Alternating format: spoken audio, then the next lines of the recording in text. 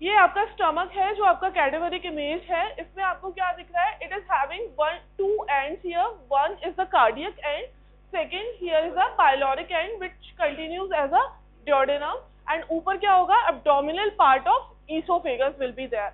So two ends will be there. You have two curvatures. First, this is lesser curvature and this is greater curvature. And then you have parts of the stomach. तो parts को आपकी सब books में अलग अलग लिख रहे हैं, किसी में डिवाइड कर रहे हैं 4 पार्ट्स में, फंडस, पाइलोरिक, और किसी बुक में आप कार्डियक को बिल्कुल अलग से वो कर रहे हो, आपकी बुक में जो लिखा हो आप वो पढ़ लेना.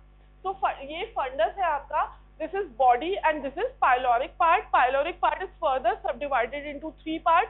आगे अपन डिस्कस करेंगे pyloric antrum, pyloric canal and pyloric sphincter. So pyloric part is further divided into 3 parts: antrum, canal and pyloric sphincter. Cardiac and में आपके पास यहाँ पर क्या होगा, अच्छा एक चीज अभी लो, जो कार्डियक एंड है यहाँ पर कोई भी एनाटॉमिकल स्फिंक्टर नहीं होता है, एनाटॉमिकल बात करें, but physiological sphincter will be there at the cardiac end. But pyloric end पे जब आप देखेंगे उसको आइडेंटिफाई ऐसे करेंगे, जैसे ही आप टच करोगे पाइलोरिक एंड तो आपको एक बॉल लाइक स्ट्रक्चर सी फील होगी. वो क्या है, जो आपकी सर्कुलर मसल्स है पाइलोरिक रीजन की, इनर सर्कुलर जो होती है, that forms the pyloric sphincter at the pyloric and. So both anatomical as well as physiological sphincter will be there at the pyloric end. So two sphincters are there. Cardiac end पे anatomical नहीं होगा, only functional और physiological sphincter will be there. But at the pyloric end you have both anatomical as well as the physiological sphincter. So this is the stomach. Surfaces की बात करेंगे, so you have this surface that is known as anterior superior surface. अगर अपन बात करेंगे latest जो 42 addition graze है, आपकी book में लिख रहा है एंटीरियो सुपीरियर और anterior surface, and second surface is posterior inferior और पोस्टीरियर सरफेस. ऐसा आपको दिख ही रहा होगा. कैडेवर में देखिए पेरिटोनियम डायसेक्ट कर लिया, एपी नहीं किया, एपिप्लोइक हमें इसकी नहीं, कुछ नहीं, क्या किया है फिर वहां पर, anterior abdominal wall, rectus sheath कर लिया पूरा अच्छे से, देख लिया एंटीरियर एंड पोस्टीरियर वॉल. तो कल आंसर क्यों नहीं कर रहे थे, पोस्टीरियर वॉल कहाँ एब्सेंट होती है, एंटीरियर वॉल कहाँ प्रेजेंट होती है. तो उसके वो जो डायग्राम है उसको बहुत अच्छे से पढ़ना होता है. रेक्टस शीथ पे मोस्ट कॉमनली क्वेश्चन पूछते हैं, तो पढ़ लेना कि posterior wall, anterior wall complete होती है, पोस्टीरियर वॉल डेफिशिएंट होती है कॉस्टल मार्जिन पे भी, और नीचे की साइड में जहाँ पर ये पाउच ऑफ डगलस फॉर्म कर लेती है. कैसे बनता है पाउच ऑफ डगलस, क्यों बनता है ये,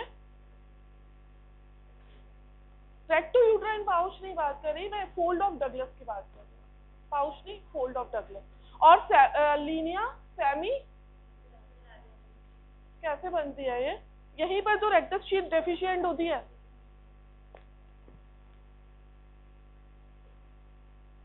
इस लेवल पे आके क्या होता है, रेक्टस कैसे फॉर्म होती है, कौन बनाता है रेक्टस शीथ, हाँ लेवल्स नहीं पूछ रही, बनाता कौन है. रेक्टस शीथ को अगर डिफाइन करोगे तो क्या है, what is the rectus sheath, it is a aponeurotic sheath. तो इस जहाँ पर आपका जो फोल्ड ऑफ डगलस आता है, यहाँ पर क्या होता है, all the aponeurosis comes in front of rectus abdominal muscle. So posteriorly below this level the rectus sheath is deficient. ठीक है. ऊपर अगर बात करें पीछे क्यों 5, 6, 7 कॉस्टल कार्टिलेज पर डायरेक्टली लाई कर रही है, क्योंकि वहां पर आपके पास क्या था, मसल ही नहीं है, वहां पर आपका कोई एपोन्यूरोसिस होगा कैसे, एक्सटर्नल का आगे आ गया, इंटरनल वहां है नहीं, तो पीछे कुछ भी नहीं है आपके पास. ठीक है. तो इसलिए अपर पार्ट पे वो डेफिशिएंट है, लोअर पार्ट पे all the aponeurosis come in front of rectus abdominal muscle, तो posterior wall is deficient below the level of linear arcuate line, fold of Douglas, linear semilunaris, these are the names. तो rectus sheath पढ़ लेना, diagram से पढ़ लेना, बहुत अच्छे से एग्जाम में पूछते हैं. ऐसे इंग्वाइनल कैनाल बहुत अच्छे से पढ़ना. Next come to the peritoneum. तो पेरिटोनियम में कुछ इंपॉर्टेंट चीज है वो आपको बहुत अच्छे से पता होनी चाहिए, लाइक एपिप्लोइक फोरामेन. क्या होता है epiploic foramen, connection between greater sac, and so firstly tell me, so what is greater sac and lesser sac, below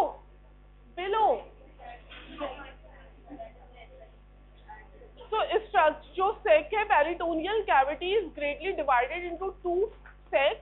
greater sac and lesser sac, कुछ एरियाज है बिहाइंड द स्टमक एंड कुछ liver के पीछे, कुछ portion है उसको अपन laser सेक बोलते हैं, और rest of all peritoneal cavity is known as greater sac. So communication between greater sac and lesser sac is through the epiploic foramen. What is epiploic foramen?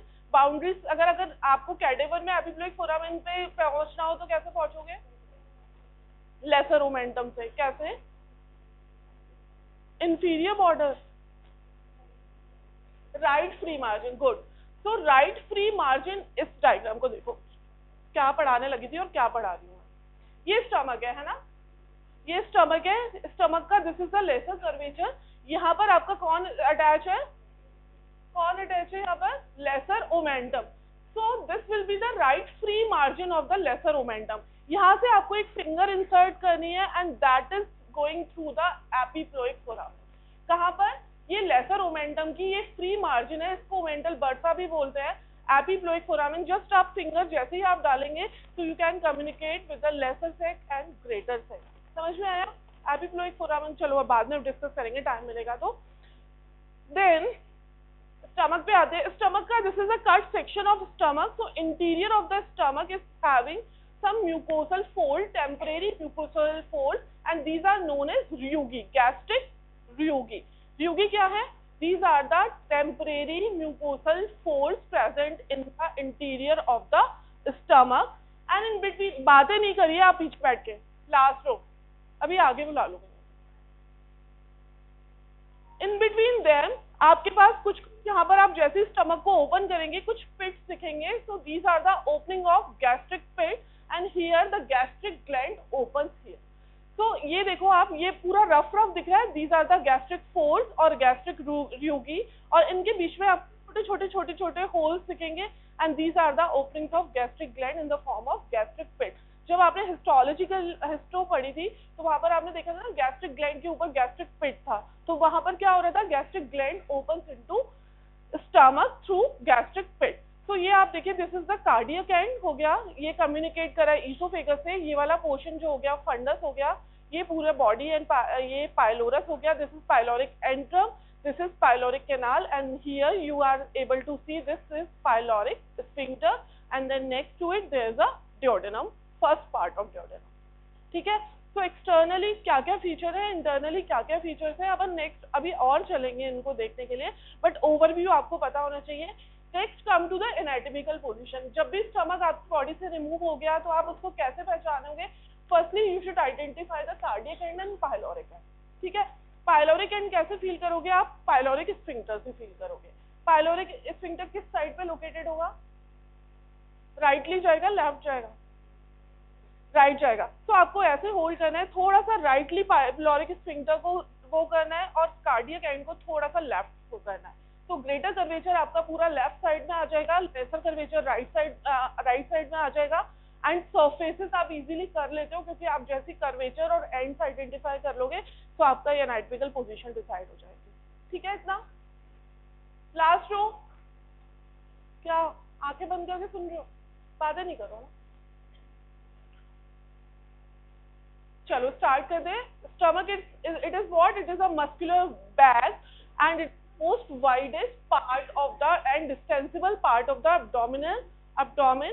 इसकी लोकेशन आप देख रहे हैं कहाँ पर लोकेटेड है? Left hypochondrium, epigastrium and umbilical region में. Next shape and size. Mainly it is J shaped when it is empty, but if it is filled and or distended it is piriform in shape. It is near about 25 centimeter long and the capacity at the birth is only 30 ml. In adults at puberty it is 1000 ml and in adults there is a 1500 to 2000 ml. इसमें shape कुछ है नहीं. देखो इस photo से एक बार देखना इसको डिवाइड कैसे करते हैं इसके पार्ट को. So first you have cardiac end here. यहाँ पर एक नॉच एरिया होता है, this is known as cardiac notch. यहाँ से एक इमेजिनरी लाइन ड्रॉ करते हैं towards the greater curvature of stomach. तो इसके ऊपर जो पार्ट बना है that is the fundus. Clear है. लेसर कर्वेचर पे यहाँ पर एक और नॉच है. This notch is known as incisura angularis. क्या बोलते हैं इसके? इंसुला एंगुलरिस और इंसिस्यूरा है एग्जैक्टली ये. यहाँ से एक इमेजिनरी लाइन ड्रॉ करोगे टुवर्ड्स ग्रेटर कर्वेचर, तो आप यहाँ पर क्या कर देते हैं, बॉडी और पाइलोरिक एंड को सेपरेट करते हैं। तो above this horizontal line there is a fundus, this is body and this is pylorus. उसके बाद pylorus is further divided into pyloric antrum, pyloric canal and pyloric sphincter. Shape of stomach में जैसा मैंने पहले ही आपको बताया था कि करता है, तो मोस्ट जो नॉर्मल शेप होती है that is J shape, this is known as sthenic और नॉर्मल टाइप। इसमें लॉन्ग जो लिम है जे का, इट इज स्लाइटली ऑब्लिक, तो आपको क्या करना होता है, इसको थोड़ा सा ऑब्लिकली प्लेस करना होता है, क्योंकि पाइलोरिक एंड जो होगा आपका थोड़ा सा राइट साइड में आएगा और कार्डियक एंड लेफ्ट साइड में आएगा। एक होता है हाइपर एस्थेनिक, इसमें जो जे होता है वो बहुत ज्यादा ऑब्लिक होता है, ये this is hyper, this is obliquely placed stomach, so this is known as hypersthenic stomach। ये वाले जो पीपल होंगे ये ड्यूडेनल अल्सर के इनमें बहुत कॉमन होंगे, क्योंकि डायरेक्टली कांटेक्ट हो रहा है पाइलोरिक एंड का ड्यूडेनम से। लास्टली यू हैव हाइपोस्थेनिक और एस्थेनिक स्टमक, इसमें जे जो होगा ये बहुत ज्यादा वर्टिकल होता है और इन पीपल्स में गैस्ट्रिक अल्सर के चांसेस बहुत ज्यादा कॉमन। क्या बातें हो रही हैं?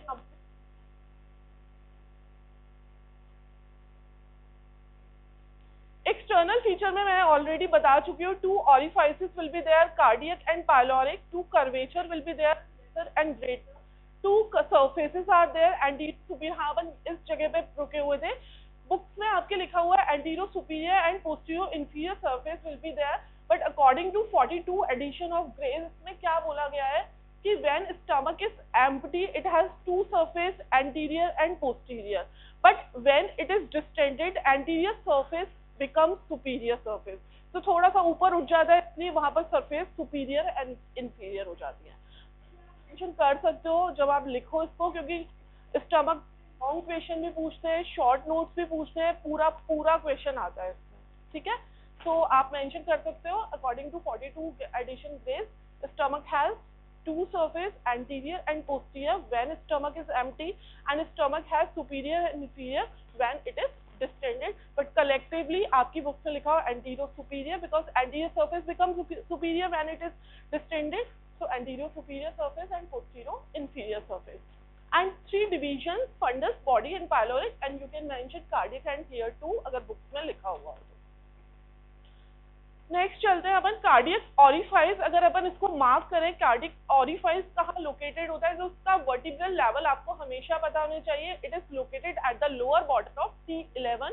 अगर इसकी सरफेस मार्किंग करेंगे तो आप देखेंगे it is slightly 2.5 centimetre left to the medium plane, और इसी के अकॉर्डिंग आपको इसको एनाटॉमिकल पोजीशन में होल्ड करना है, कार्डियक एंड को टुवर्ड्स लेफ्ट साइड लेके जाना है एंड पाइलोरिक एंड को राइट साइड में लेके जाना है। So next, and there is no sphincter is present over there. Next, pyloric orifice की अगर बात करेंगे, it lies at the lower border of L1 transpyloric plane, इसीलिए ही इसको transpyloric बोलते हैं, because यहाँ पर आपका pyloric end of stomach lie करता है। उसके साथ साथ अगर देखेंगे कि राइट साइड में कितना सेंटीमीटर है, तो 1.5 centimetre right to the median plane located होगा, and here both anatomical as well as physiological sphincter will be there। और एक cardiac and is mostly fixed part होता है, but pyloric and mobile.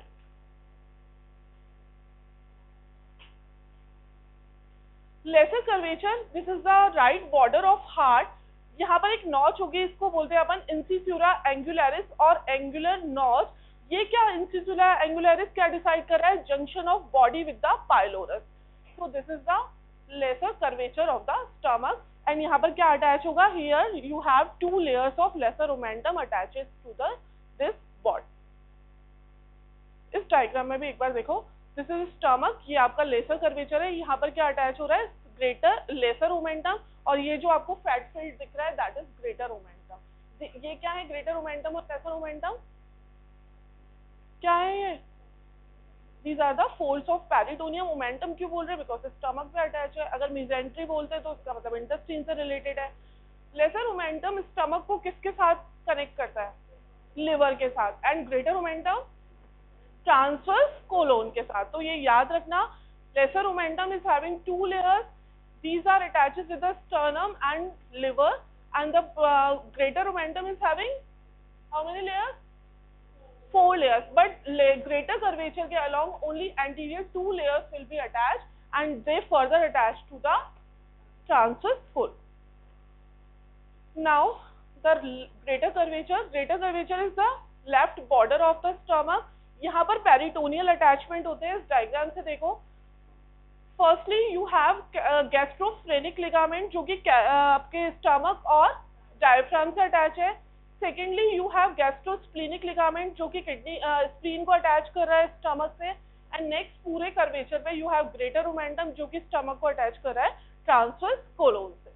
So these are the peritoneal attachment on the greater curvature. Lesser curvature पे you have only lesser omentum and greater curvature के along you have 3 ligaments. क्या हो रहा है ये? खड़े हो जाओ, बहुत हो गया, बहुत देर से देखिए. दोनों खड़े हो जाओ, स्टैंड अप, खड़े हो जाओ. आपको पता है आपको ही बोल रही हूँ तो खड़े हो जाओ. Stand up. नो सॉरी, एक बार देखा, 2 बार देखा, 3rd टाइम मैं देख रही हूँ. Stand up. नेक्स्ट भी. हाँ अभी अकेली थोड़ी बातें कर रही थी. Now you have surfaces. अपन ने क्या क्या पढ़ लिया? एंड्स पढ़ लिया, कर्वेचर्स देख लिए. एंड्स में कार्डियक एंड था, पाइलोरिक एंड था. सरफेस में क्या रिलेशन होता है वो आपने देख लिया. कार्डियक एंड पे स्फिंक्टर नहीं था, पाइलोरिक एंड पे स्फिंक्टर था. देन नेक्स्ट आप बात करेंगे कर्वेचर्स की. Greater curvature, lesser curvature. Laser curvature पे you have what? Lesser omentum, and on the greater curvature you have gastrophrenic, gastrosplenic and the greater omentum. Nextly आप बात करेंगे surfaces की. तो you have anterior superior surface here. So this is entirely covered with the peritoneum of greater sac. क्या क्या relations होंगे, कैसे related है देखो. अगर अपन राइट साइड में जाएंगे तो राइट साइड में यहाँ पर आ जाएगा left lobe of liver and quadrate lobe of liver. ये जो मार्किंग की हुई है that is for left lobe of liver and quadrate lobe of liver. Left side में ऊपर की साइड बात करेंगे, here the spleen will be there and ये पूरा जो एरिया है ये left costal margin and diaphragm से कवर्ड रहेगा. So these are the anterior relations of the stomach. ये एक ट्रायंगुलर एरिया आपको दिख रहा है that is not covered by any organ and this region is known as gastric triangle and here the stomach is directly contacted. बैठ जाओ और अब बात मत करना. Directly covered with the anterior abdominal. इसका क्या importance होता है this gastric triangle का? During the esophageal obstruction आप पर्सन को फीड इस ट्राइंगल के थ्रू कराते हैं. यहाँ पर एक ट्यूब इंसर्ट करेंगे और पर्सन को आप फीड कराएंगे through gastric triangle. So next, what are the boundaries of gastric triangle? देख के बताओ. देखो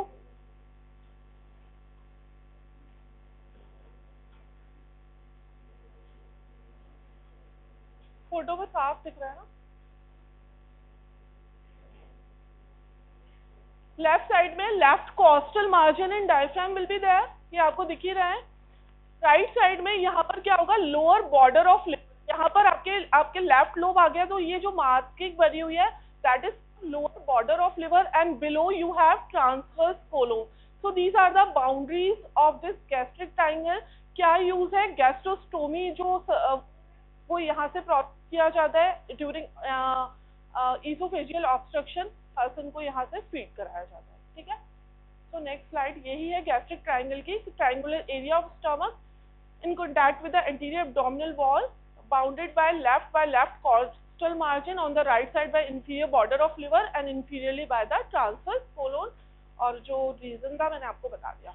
एक और चीज होती है that is known as Traube's space. तो ट्रॉबेस स्पेस की आपको बाउंड्रीज पता होनी चाहिए. क्या फंक्शन है? एक तो जो परकशन करेंगे तो आपको साउंड फील होती है, बट ड्यूरिंग प्लूरल इफ्यूजन या फिर स्प्लीनोमेगेली हुई है तो ये जो साउंड आपको हर्ट होती है दैट विल बी डल. तो इसका ये क्लिनिकल इंपॉर्टेंस है. इसकी फर्दर बाउंड्रीज देखो. This is the Traube's space. ये है ट्रॉबेस स्पेस. तो अपर साइड में आप देखेंगे तो यहाँ पर lower border of left lung आ जाएगा. यहाँ पर लोअर बॉर्डर ऑफ लिवर आ जाएगा. लेफ्ट साइड में you have spleen and below you have this transpyloric plane. So these are the boundaries of this Traube's space. क्या फंक्शन है इसका? This is tympanic on percussion और dull sound will be heard when there is a splenomegaly or pleural effusion. So this is a clinical aspect of this Trobes space. आपको दोनों चीजों का याद रखना है, गैस्ट्रिक ट्रायंगल का भी एंड ट्रॉपिस स्पेस का भी। आज लोग कम आए हैं स्टूडेंट, क्यों, ज्यादा पढ़ लिए कल?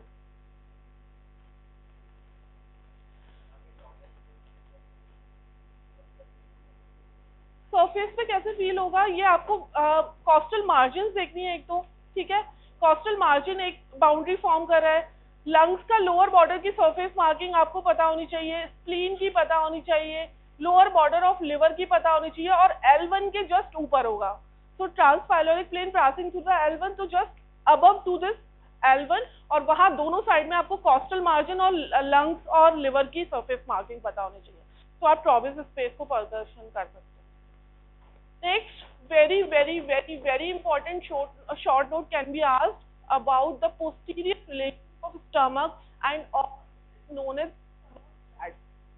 सुन लो, अभी तक सुन रहे थे तो ये सुन लेना, कहीं ना कहीं क्वेश्चन जरूर है। स्टमक बेड के बैड मतलब posterior relation stomach are known as stomach. क्या क्या स्ट्रक्चर्स होती हैं इसमें, ये बहुत इंपॉर्टेंट है। ये डायग्राम आपको पूरा बनाना होता है इसमें, और सिर्फ नाम लिखने होते हैं आपको, स्ट्रक्चर्स क्या क्या रिलेटेड है। तो see this, what is stomach bed? The posterior inferior surface is known as stomach bed, or posterior relations of the stomach are known as stomach bed. Posteriorly, stomach is entirely covered with the peritoneum except cardiac end, and which is known as bare area of stomach. What is bare area of stomach? Posterior surface of the cardiac end is not related with the any type of peritoneum, so this is the bare area of liver. और कहाँ कहाँ peritoneum attach नहीं होती stomach पे? जहां पर आपके greater omentum और लेसर ओमेंटम स्टमक पर अटैच हो, तो तीन जगह पेरिटोनियम नहीं होगा रिलेटेड। एक तो बेयर एरिया ऑफ स्टमक, वो कहाँ लाया करता है? Posterior surface of the cardiac and along the greater and lesser curvature of stomach. वहां पर ब्लड वेसल पास होती है, इसलिए वहां उस पर्टिकुलर लाइन पर कोई पेरिटोनियम नहीं है, ठीक है। So that is also bare area of stomach. So posteriorly अपन ने पहले ही करी थी, posterior stomach is related with greater sac और लेसर सैक।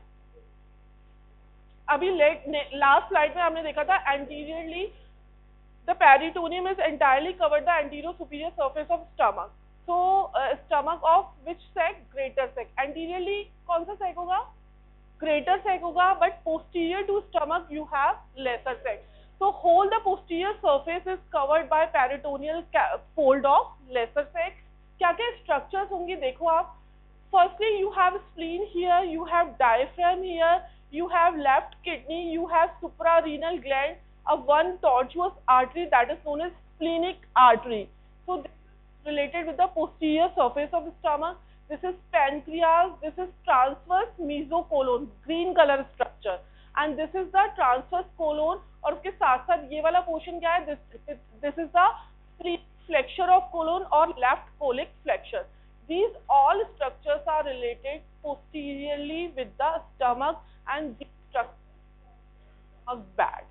ठीक है, तो relations on the posterior surface of stomach structures होती है। एक और डायग्राम से देख लो, ये स्टमक की मार्किंग बनी हुई है। You have diaphragm here, you have spleen here, you have left kidney, you have left suprarenal gland, you have splenic artery, you have pancreas, you have what is this green colour?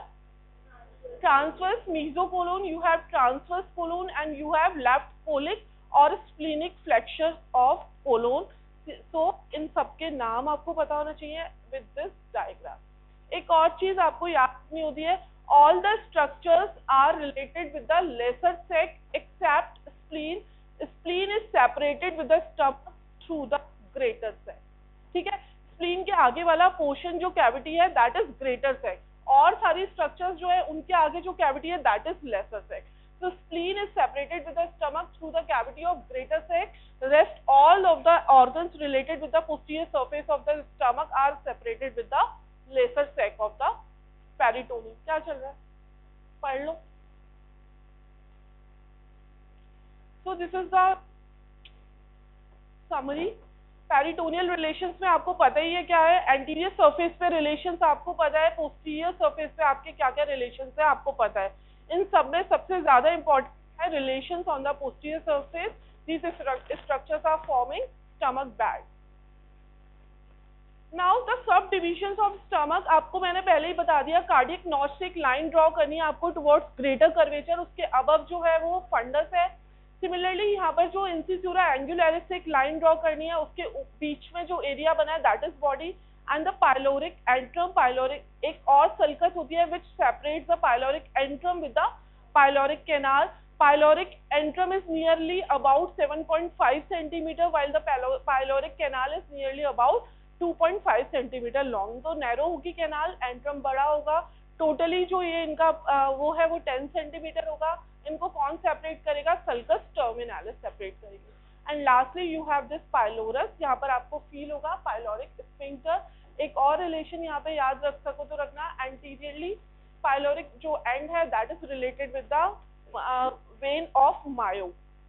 बस एक नाम याद रखना, ठीक है, Mayo, MAYO, pre pyloric vein of Mayo, exactly जो नाम है. तो एंटीरियर सरफेस ऑफ जो पाइलोरस है दैट इज रिलेटेड. इसको ऐसे ही आइडेंटिफाई करते हैं, हाथ से भी आप कर सकते हो. बहुत रफ आपको बॉल लाइक बिल्कुल मसल फील होगा. और यहाँ पर क्या लाया करता है? प्री पाइलोरिक वेन ऑफ मायो, जो कि एंड कहाँ करती है? राइट गैस्ट्रिक वेन में. जब आप पोर्टल वेन पढ़ोगे तो वहां पर एक बार पढ़ोगे. So these are the subdivisions of stomach. This is fundus, this is body and this is pyloric antrum, canal and pylorus. उसके साथ साथ जो फंडस है ये कहाँ पर लाया करता है? फिफ्थ इंटरकॉस्टल स्पेस में लाया करता है. इसलिए समटाइम्स जो गैस्ट्राइटिस का पेन है आपको फील होता है कैसा? एंजाइना जैसा. क्यों? क्योंकि आपका एपेक्स है, हार्ट है, वो भी वहीं लोकेटेड है. सिमिलरली फंडस जो है वो भी लेफ्ट फिफ्थ इंटरकॉस्टल स्पेस तक एक्सटेंड कर रहा है. उसके साथ साथ जो फंडस है इसमें गैस फिल होती है. तो जब भी आप रेडियोग्राफ लेंगे तो आपको डायफ्राम, जो लेफ्ट डोम ऑफ डायफ्राम है उसके नीचे एक रेडियोल्यूसेंट वो दिखता है structure, that is the gas present in the fundus of stomach. Interior of stomach की बात करेंगे तो मैं आपको पहले ही बता चुकी हूँ, इंटीरियर में आपके पास बहुत अच्छा. अब पहले इससे पहले हिस्टोलॉजिकल बात करते हैं अपन स्टमक की, वो आप पढ़ चुके हो. So what are the layers present in the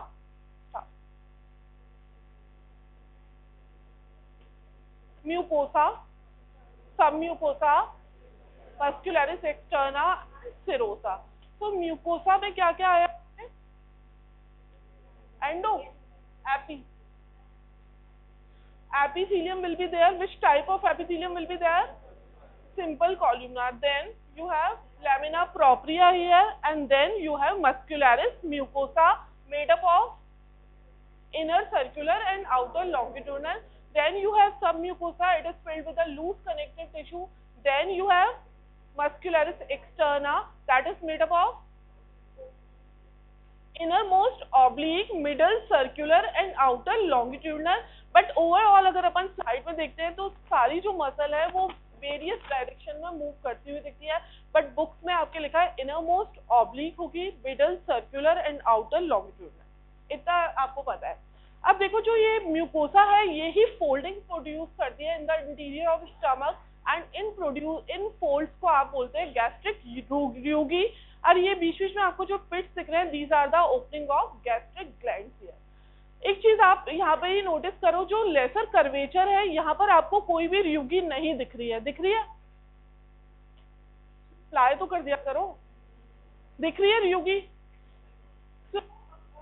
जो लेसर अलोंग जो म्यूकोसल फोल्ड्स है ये लॉन्गिट्यूडनली अरेंज होते हैं. ऐसा लिखा गया है बुक्स में कि यहाँ पर ऑब्लिक लेयर एब्सेंट होती है. ठीक है, इसकी वजह से जो म्यूकोसल फोल्ड्स है वो इतने सादा यूज नहीं हो पाते. Only longitudinal coat will be there, fold will be there.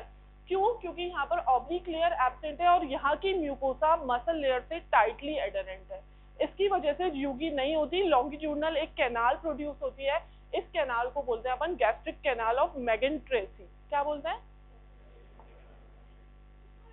Importance है, जब भी आप भी कोई इरिटेबल लिक्विड स्वेलो करते हो लाइक अल्कोहल और कोई भी चीज, तो सीधा जो गैस्ट्रिक कर्वेचर है आपका, लेसर कर्वेचर है, उसके अलोंग ही वो रन करता है. यहाँ पर सबसे ज्यादा इसलिए पैप्टिक अल्सर के चांसेस होते हैं. क्यों? क्योंकि यहाँ पर एक वर्टिकल कैनाल है, इसको gastric canal of food, spicy liquid के अलोंग रन करेगा, रेस्ट ऑफ स्टमक तक वो स्प्रेड ही नहीं होगा, तो इसलिए जो गैस्ट्रिक अल्सर के चांसेस होते हैं वो इस कैनाल के अलोंग और लेसर कर्वेचर के अलोंग होते हैं। क्लियर है इतना? ये सेम इमेज है, आपको दिख रहा है। इंटीरियर में मैं आपको पूरा बता चुकी हूँ क्या क्या है इसमें, आपको बस यही बताना है। Soft velvety mucosal folds will be there and these are known as gastric रूगी।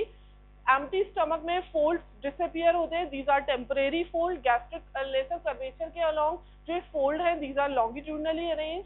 और क्या बता रहे हैं, इनके बीच में जो होल्स है these are the opening of gastric gland in the form of gastric pits. इतना बता दो बहुत। क्लियर है इतना? एक होता है Z line. Z line is a demarcation between the gastroesophageal junction. यहाँ पर क्या चेंज होगा गैस्ट्रोइसोफेजियल जंक्शन पे? Epithelium will be change, stratified squamous, non keratinized, simple columnar epithelium will B.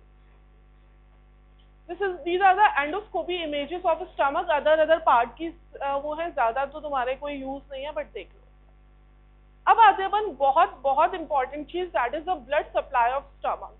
So firstly you should know the concept of blood supply of all abdominal organs, जो आप कभी गलत नहीं करोगे। क्या क्या क्या कॉन्सेप्ट है? The structures derived from foregut, they are supplied by celiac trunk. The structures derived from the midgut are supplied by superior mesenteric artery, and the structures derived from the hindgut, these are supplied by inferior mesenteric artery। आपको सबको पता है ये बात? अब मुझे बताओ foregut कहाँ तक होता है? हाँ, इनिशियल नहीं, up to second part of duodenum, जहाँ पर बाइल डक्ट की ओपनिंग होती है। सो दैट इज, इसके ऊपर का जो भी स्ट्रक्चर है, एब्डोमिनल पार्ट ऑफ ईसोफेगस, आपका स्टमक, आपका पैंक्रियाज, आपका liver, up to the opening of common bile duct, ठीक है, in the duodenum. It is derived from foregut, so artery of this part will be celiac trunk. इसके नीचे अगर अपन second part of duodenum और rest of jejunum, ileum and कहाँ तक? Right 2/3 of the transverse colon that is supplied by superior mesenteric artery. उसके below जो भी आपका बचा हुआ है that is supplied by inferior mesenteric artery. And these three arteries are the branches of, these are the ventral branches of abdominal aorta, ठीक है, anteriorly emerge हो रही है abdominal aorta से। Celiac trunk arises at the level of T12, ठीक है। abdominal aorta कहाँ से आया? कहाँ पर? aortic opening of the diaphragm which lies at the level of T12. So just when जो आपके descending thoracic aorta है, it pierces the aortic opening of the diaphragm and becomes as the abdominal aorta, and just जैसे ही वो आई वहां से ventral branch arise होती है, that is known as celiac trunk. So celiac trunk का origin होता है T12 के लेवल पर। Similarly अगर अपन बात करेंगे superior mesenteric L1 और नीचे L3 के लेवल पर इनका origin होता है। तो अपन मेन स्टमक को कौन सप्लाई करेगा? फिर सीलियक ट्रंक की ब्रांचेस करेंगे। तो एक डायग्राम से इसको पढ़ने की कोशिश, ये है, देख लो इस फोटो को, ये आपका एब्डोमिनल एओर्टा है, ये T12 के लेवल पर आपकी कौन सी अराइज हुई? Celiac trunk. L1 के लेवल पर अराइज हुई आपकी सुपीरियर मेसेंट्रिक, एंड L3 के लेवल पर आपकी अराइज हुई inferior mesenteric. This is the artery of foregut, this is the artery of midgut, and this is the artery of hindgut, ठीक है। अपन को बात करनी है सिर्फ इस आर्टरी की, ठीक है। ये आर्टरी कैसे, इसकी ब्रांचेस होती हैं, ये स्टमक को इसकी कौन कौन सी ब्रांचेस सप्लाई करती हैं वो आपको देखते हैं। स्प्लीन में भी पढ़ोगे, लिवर में भी पढ़ोगे, स्टमक में भी पढ़ोगे, ये आर्टरी हर जगह आएगी, ठीक है। तो चलो इस डायग्राम को देखो। कैडेवर में कैसे देखोगे? स्टमक आपको दिखा, ये पूरा स्टमक है, this is the cardiac end of stomach, this is the pyloric end of stomach which has been cut, ये दिख रहा होगा आपको। ये आपको जो दिख रही है muscle, these are the pyloric sphincter, this is the lesser curvature of stomach, this is the greater curvature of stomach. अपन बात कर रहे थे स्प्लीन से कैसे रिलेटेड है, तो this is the spleen, this will be the spleen. ये आपको लिवर दिख रहा है पूरा, ठीक है, this is the left lobe of liver which is related with the stomach, ये राइट हो जाएगा, this is the right lobe of liver, और उसके ऊपर जो जाएगा that will be the left lobe of liver. आप कैडेवर को पाइलोरिक एंड से एक और तरीके से आइडेंटिफाई कर सकते हो, ग्रीन ग्रीन दिखेगा, बाइल जैसा दिखेगा पूरा, और बस हाथ लगा के देखोगे तो आपको बहुत पूरा हार्डन दिखेगा, तो पाइलोरिक एंड को आप ऐसे आइडेंटिफाई कर लेते। उसके बाद लेसर कर्वेचर पे you have what is that here, lesser omentum, greater curvature के अलोंग ग्रेटर ओमेंटम है। अब जो आर्टरीज है वो भी इन्हीं कर्वेचर के अलोंग होंगी। कैसे होंगी? ये देखो, ये ब्रांच जो आपको दिख रही है ना, ये एब्डोमिनल एओर्टा है, this is, and this branch is the celiac trunk. ये अब सीलियक ट्रंक जैसे ही ओरिजिनेट हुई, it divides into, it gives 3 branches. First जो ब्रांच है that is the left gastric artery, this is the left gastric artery which runs along the lesser curvature of stomach। देख लो इस photo को, वरना पहचानते नहीं है बाद में। This is the left gastric artery which runs along the lesser curvature of stomach। This is the splenic artery, जो आपको मैंने बताया था, it is related with the posterior surface of stomach, बताया था ना। तो जस्ट देखो स्टमक ये रहा, उसके पीछे ये आर्टरी जा रही है, ये पूरा, so that will be splenic artery, and here you have common hepatic artery। So major 3 branches of celiac trunk are left gastric artery, common hepatic artery and the splenic artery, and they supply the stomach through their branches। कैसे कैसे branches होगी वो next photograph से देखो। ये जो round luminal दिख रहा है that is celiac trunk, it gives rise to 3 branches। First, this is what? Left gastric, this is splenic and this is common hepatic। Left gastric runs along the lesser curvature, splenic artery runs behind the stomach and forming the structure, they are forming the stomach bed। It gives to बहुत सारी numerous left gastric arteries, gastric branches will be arise from this splenic artery which supplies the stomach as well as abdominal part of esophagus too। ठीक है, तो one branch क्या पढ़ी आपने? left gastric artery, it is the major artery supplying the stomach। ठीक है, first याद रखना है। सेकेंड आपको क्या याद रखना है? branches of splenic artery कौन कौन सी होंगी? These are the short gastric artery, they supply the stomach as well as abdominal esophagus। Next आप क्या देखेंगे? यहाँ पर common hepatic arise हुई, common hepatic gives another branch that will be right gastric artery which also runs along the lesser curvature of stomach and anastomose with the left gastric artery at the lesser curvature of stomach। तो lesser curvature of stomach के along जो आपको arteries मिलेंगी वो होंगी left gastric artery and right gastric artery. ठीक है, left gastric artery is the branch of celiac trunk, while right gastric artery is the branch of common hepatic artery. अब देखो ग्रेटर कर्वेचर के अलोंग क्या होगा? ग्रेटर कर्वेचर के along you have this left gastro epiploic artery, this is the left gastro epiploic artery, and यहाँ नीचे से जो होगी वो राइट गैस्ट्रो एपिप्लोइक आएगी, and they both runs along the greater curvature of stomach. कौन कौन सी artery? Right and left gastro epiploic artery.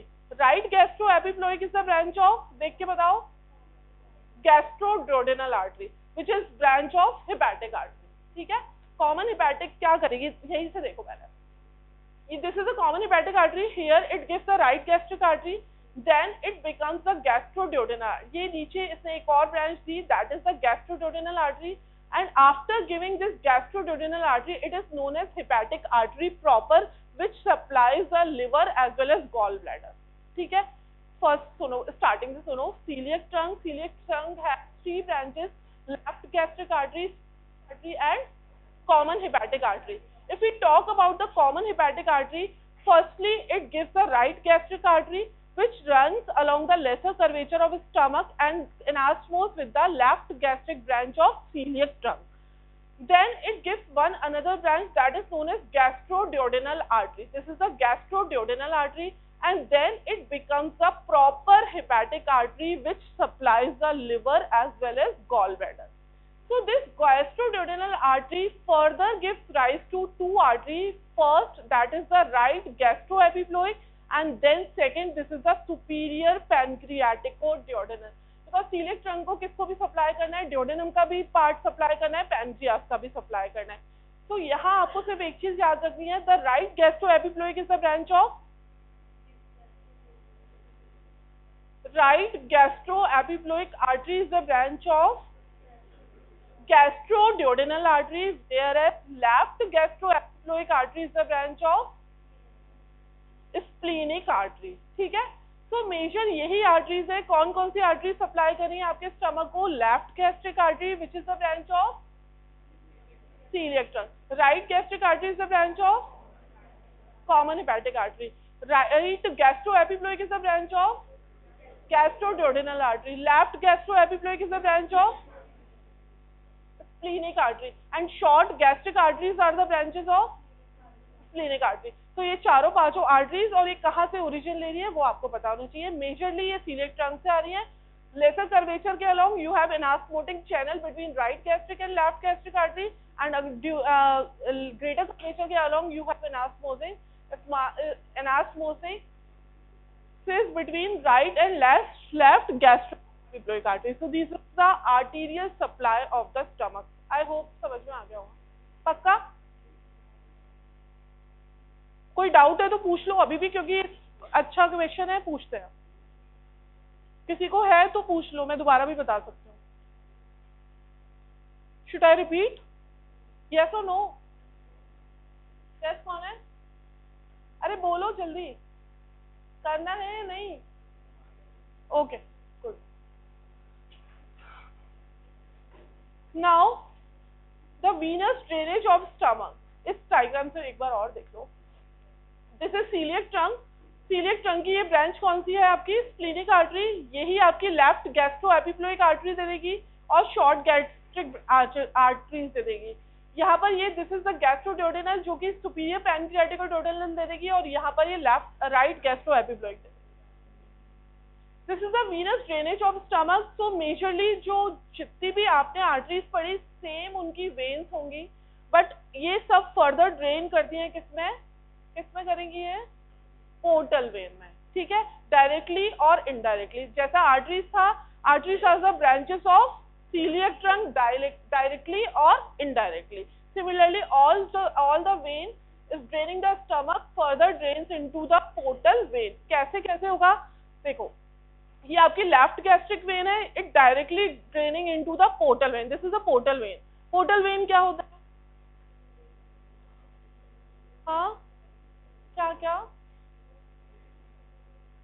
एक दो कैपिलरीज चैनल को कोई भी अगर कनेक्ट करेगा दैट इज पोर्टल वेन. तो आपका एब्डोमेन में पोर्टल वेन कौन सी है? This is the portal vein, hepatic portal vein.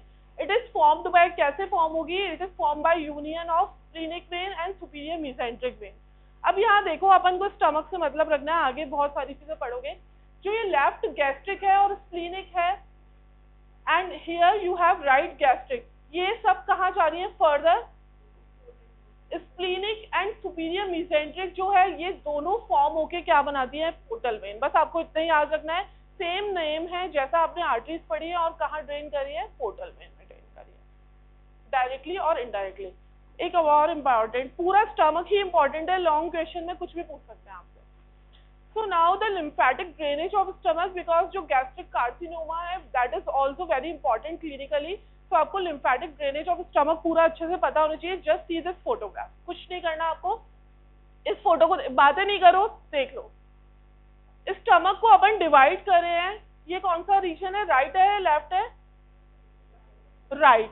So right tooth, एक लॉन्गिट्यूडनल लाइन है that is divided the stomach into two areas, right 2/3 and left 1/3. Clear दिख रहा है? Then further right is further subdivided into superior and inferior through a horizontal line, upper 2/3 and lower 1/3 into area number 1 and area number 4. ठीक है, पहले क्या हुआ था? Right और लेफ्ट में डिवाइड किया. राइट 2/3 है, लेफ्ट 1/3 है. फिर right is further divided into upper 2/3 and lower 1/3. Similarly left is divided into upper 1/3 and lower 2/3. In area को नाम दे दिया area 1, area 2, area 3 and area 4. Right वालों को एरिया 1 और 4 दिया है, लेफ्ट वालों को 3 एंड 2 दिया है. क्लियर है? ये सब कहाँ ड्रेन करेंगे? जो ब्लड वेसल्स है उन्हीं के नेम्स के अकॉर्डिंग यहाँ पर लिम्फेटिक वो होगा. ठीक है, तो देखो, firstly you have area number 1 which is draining into left gastric node. यहाँ पर कौन सी आर्टरी थी आपके पास? तो ये लेफ्ट गैस्ट्रिक में ड्रेन करेंगे. एरिया नंबर 3, यहाँ पर आपकी कौन सी आर्टरी थी? गैस्ट्रोएपिप्लोइक. बट यहाँ पैनक्रियाज भी है और स्प्लीन भी है, तो इसलिए इन लिम्फ नोड्स को आपने बोल दिया पैनक्रियाटिको स्प्लीनिक लिम्फ नोड्स. तो ये एरिया नंबर 3 किस में ड्रेन कर रहा है? पैनक्रियाटिको स्प्लीनिक लिम्फ नोड्स में. एरिया नंबर 2, यहाँ पर क्या है आपके पास? गैस्ट्रोस्प्लीनिक आर्टरी, गैस्ट्रोएपिप्लोइक आर्टरी थी. तो यहाँ पर जो लिम्फेटिक नोड्स होंगे वो होंगे राइट गैस्ट्रोएपिप्लोइक. तो एरिया नंबर 2 किसमें ड्रेन कर रहा है? पहले तो आपके राइट गैस्ट्रो एपिफ्लोइक और near the pyloric region you have pyloric group of lymph nodes here. तो इन दोनों एरियाज में ये ड्रेन कर रहा है, ठीक है। एरिया नंबर 4 यहाँ पर क्या है? आपके राइट गैस्ट्रिक आर्टरी है, तो ये राइट गैस्ट्रिक में ड्रेन कर रहा है, उसके साथ साथ ये हेपेटिक में भी ड्रेन करेगा।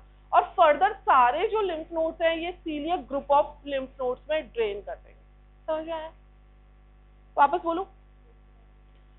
फर्स्टली आपको स्टमक को डिवाइड करना है इनटू राइट 2/3 एंड लेफ्ट 1/3, ठीक है। Right 2/3 is further divided into upper 2/3 and lower 1/3, left 1/3 is divided into and lower 2/3। इनको नेम से दिया आपने 1 2 3 4। अब अलोंग कोई भी ब्लड वेसल्स या फिर कोई ऑर्गन वहां पे लाई करा है, उसके अकॉर्डिंग जो लिम्फ नोड्स है उनके नाम है। जहाँ पर लेफ्ट गैस्ट्रिक आर्टरी थी वहां पर लेफ्ट गैस्ट्रिक नोड है, जहाँ पर राइट गैस्ट्रिक आर्टरी थी वहां पर राइट गैस्ट्रिक नोड है। जहाँ लेफ्ट गैस्ट्रो एपिफ्लोइक थी वहां पर पैनक्रियाटिक और स्प्लेनिक है, जहाँ राइट गैस्ट्रो एपिफ्लोइक थी वो राइट गैस्ट्रो एपिफ्लोइक है। Near the pylorus you have pyloric lymph node.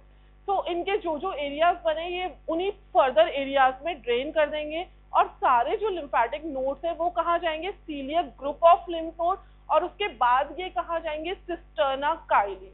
कहाँ जाएंगे? क्या था ये? जहाँ से थोरैसिक डक्ट स्टार्ट हो रही थी। क्लियर है इतना? सबसे ज्यादा गैस्ट्रिक कार्सिनोमा के चांसेस होते हैं along the greater curvature of stomach, means area number 2, ठीक है। ये आपको याद रखना है। कहाँ पर होगा गैस्ट्रिक कैंसर का चांस?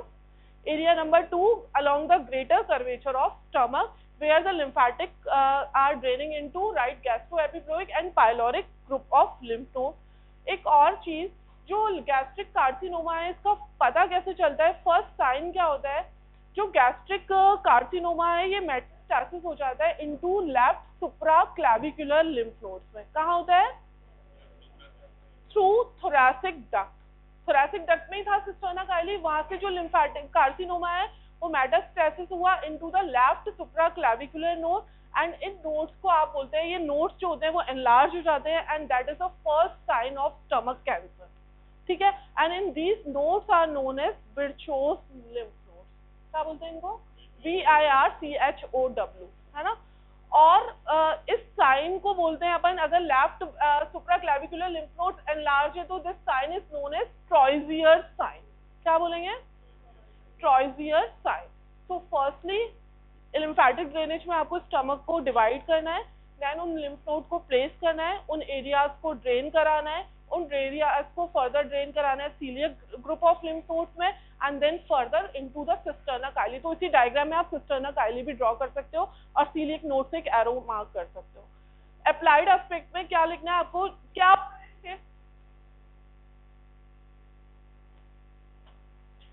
अप्लाइड में आपको क्या लिखना है कि अलोंग ग्रेटर कर्वेचर के अलोंग सबसे ज्यादा गैस्ट्रिक कार्सिनोमा के चांसेस, और left supra clavicular will be enlarge if there is it is the first sign of gastric carcinoma, and this sign is this Pfizer sign. These lymph nodes are known as Virchow's lymph nodes. So this is the applied anatomy related with the lymphatic drainage of stomach. Next आते हैं अपन innovation पे। Innovation is also very important. इसके लिए आपको applied भी बहुत important है। वेगोटॉमी एक ऑपरेशन होता है। फर्स्टली क्या है? That is supplied by firstly functions of stomach, then location, then shape, then surfaces, borders, ends and parts, ठीक है। and the relations on the anterior surface, posterior surface, we have all done with that. then blood supply में we have done with the arterial supply as well as venous drainage. similarly we have done the lymphatic drainage of stomach. एक और चीज, चलो sympathetic supply में आएगी। फिर आते हैं अपन नर्व सप्लाई ऑफ स्टमक में। नर्व सप्लाई में आप देखते हैं it is given by sympathetic as well as parasympathetic. तो सिंपैथेटिक का सिंपल है T6 to T10 सेगमेंट इसको सप्लाई करेगा सिंपैथेटिक, और क्या करेगा? ये वेजो मोटर होगा, पाइलोरिक स्फिंक्टर के लिए मोटर होगा, but inhibitory to musculature of stomach, ठीक है। तो ये 2-3 पॉइंट्स है वो सिंपैथेटिक में आपको याद रखने हैं। मेन जो याद रखना है आपको पैरासिम्पैथेटिक। पैरासिम्पैथेटिक को फोटो से फंक्शंस देख लो क्या है। एक तो वेजो डायलेटेशन कराएगा, इनहिबिटरी टू पाइलोरिक स्फिंक्टर होगा, बट उसके लिए क्या होगा? ये एक्साइटेटरी होगा मस्कुलेचर्स के लिए। उसके अलावा हंगर एंड नोजिया के जो सेंसेशंस होंगे वो इसके थ्रू ही ट्रैवल करेंगे। डायग्राम देखता है, दिख रहा है सबको पीछे तक?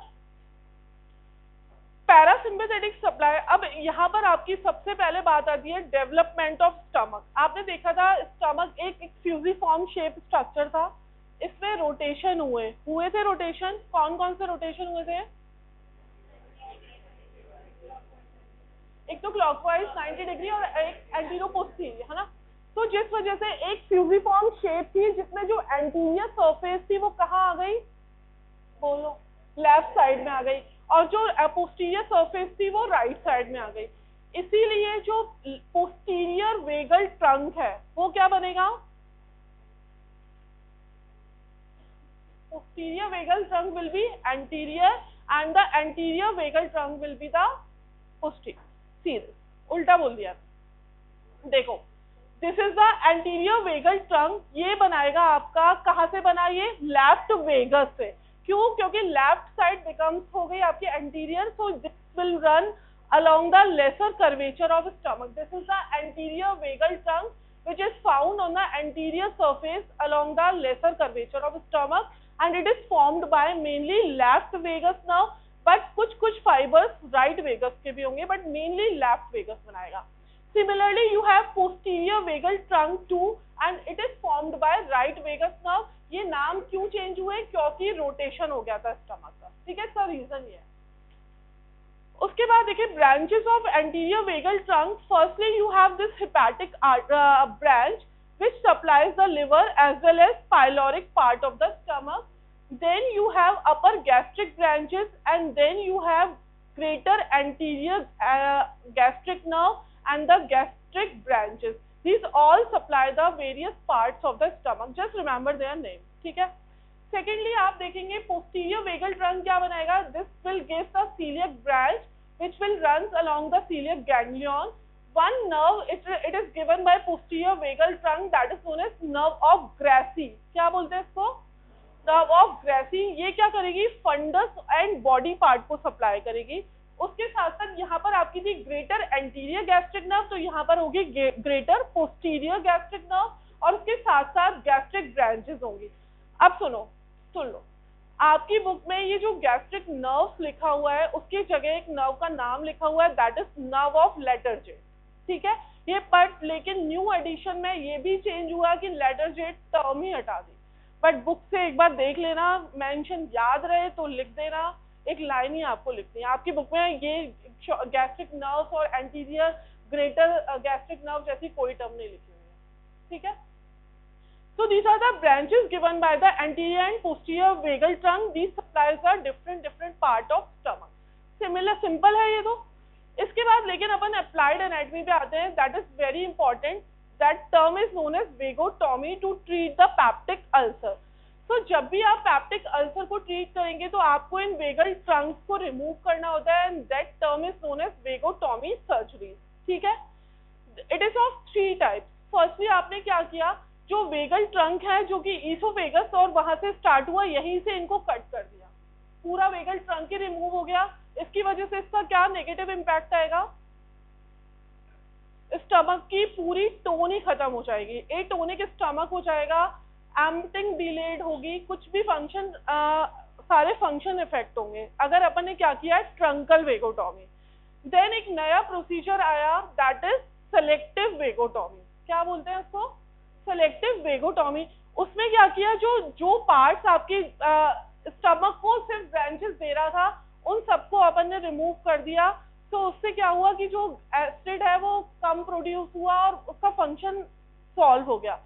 But this branch also supplies the pyloric sphincter. तो उस टाइम पर क्या हुआ, आपकी गैस्ट्रिक एम्पटिंग पे असर पड़ा, so emptying will be delayed in the selective vagotomy, ठीक है। फर्स्ट में क्या हुआ, पूरा एटोनिक स्टमक हो गया, कुछ भी फंक्शन नहीं रहा। सेकंड अगर आपने सेलेक्टिव की, उसमें क्या हुआ, क्योंकि पाइलोरिक ब्रांच को स्पेयर नहीं किया, जिस वजह से क्या हुआ, आपकी पाइलोरिक टोन खत्म हो गई और गैस्ट्रिक एम्पटिंग थी वो डिलेड हो गई। उस कंडीशन में आपको क्या करना होता है, जब आपने ये जो सेलेक्टिव वेगोटॉमी की है तो पाइलोरिक स्फिंक्टर की जो आपकी मसल है उनको भी आपको सर्जरी करके रिमूव करना होता है, ठीक है, तो उस चीज को उससे वो कर सकते हैं अपन प्रिवेंट। फिर नेक्स्ट आपकी जो आई वो हाईली सेलेक्टिव वेगोटॉमी आई। हाईली सेलेक्टिव में क्या किया आपने, जो नर्व्स डायरेक्टली सप्लाई करी थी आपकी चीफ सेल्स को और पैराइटल सेल को जो कि एसिड प्रोड्यूस करती हैं, उनको जस्ट रिमूव कर दिया। Means that is the denervation of parietal cell because HCl उसी से प्रोड्यूस होता है, so that term is known as highly selective vagotomy and सबसे ज्यादा जो इफेक्टिव है वो यही है। इसमें आपको ना तो कोई एटोनिक आपका स्टमक हो रहा है, ना आपकी पाइलोरिक एम्पटिंग पे कोई असर हो रहा है, कुछ भी नहीं हो रहा।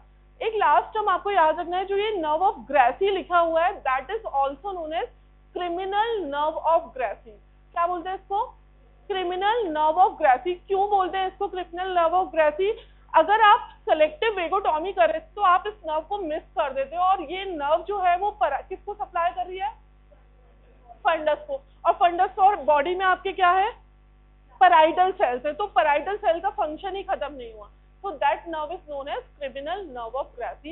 So in the innervation of stomach you should know the sympathetic supply as well as parasympathetic supply. Sympathetic supply is from T6 to T9 segment, parasympathetic through anterior and posterior vagal trunk. Anterior vagal trunk is formed by mainly left vagus nerve and some part of the right vagus. Similarly the posterior is formed by the right vagus nerve, then the branches of these nerve and then applied anatomy related to this nerve. So वेगोटॉमी पे बहुत अच्छे से question आपका आता है, तो आपको तीनों टाइप पता होने चाहिए, truncal vagotomy, selective vagotomy and highly selective vagotomy. So this is whole. Gastric pain आपको कहाँ फील होता है, बोलो, एपिगैस्ट्रिक वाले रीजन में फील होगा, क्योंकि T9 टू आपके T6 टू T10 सेगमेंट वहाँ एंटीरियर एब्डोमिनल वॉल को भी सप्लाई करें, तो रेफर्ड पेन होगा। सेकंड जो दिख रहा है पाइलोरिक स्टेनोसिस, इसमें क्या होगा, जो आपकी पाइलोरिक जो है उसका नैरोइंग हो जाएगी। नेक्स्ट गैस्ट्रिक अल्सर मैंने आपको बताया अलोंग कहाँ होता है, लेसर कर्वेचर के अलोंग होगा। क्यों होगा इसका रीजन, क्योंकि यहाँ की mucosa is tightly adhered to the muscular core, epithelium is comparatively thin, और यहाँ पर जो गैस्ट्रिक कैनाल है लॉन्गिट्यूडनली अरेंज है, तो कोई भी इरिटेबल फ्लूइड आया वो directly runs along this lesser curvature of stomach, so this is very prone to the gastric ulcer. Gastric carcinoma कहाँ होगा, along the greater curvature of stomach, metastasis होगा। फर्स्ट जो साइन है गैस्ट्रिक कार्सिनोमा का, enlargement of left supraclavicular lymph node, these are known as Virchow's lymph node and this sign is known as Troisier's sign। पीछे से बातें आना start हो चुकी हैं आपकी, एक फोटोग्राफ देखो हिस्टोलॉजी के लिए, बस खत्म करना है, पढ़ चुके हो वैसे तुम। क्वेश्चन करते हैं, हिस्टो तो करा हुआ है, हिस्टो में आपको ये याद रखना है, म्यूकोसा है, म्यूकोसा में सिंपल एपिथेलियम है, then inner circular and outer longitudinal muscularis mucosa, submucosa and muscularis externa is made up of inner oblique, middle circular and outer longitudinal.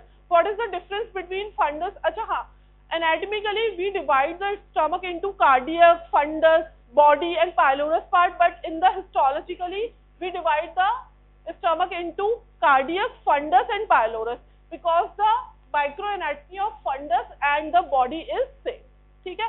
तो फंडस में आपको क्या मिलेगा, क्या डिफरेंस है इन तीनों में, कार्डियक में, फंडस में एंड पाइलोरिक में,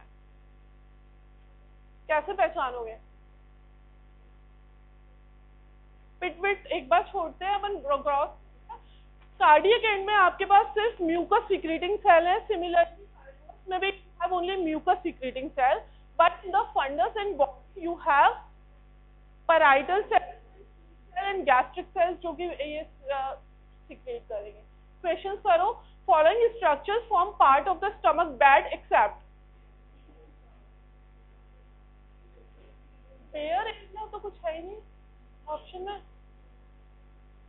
following structure form part of the stomach bed except, left suprarenal gland थी, सीलियक ट्रंक था, only splenic artery was there, so celiac trunk will be the answer.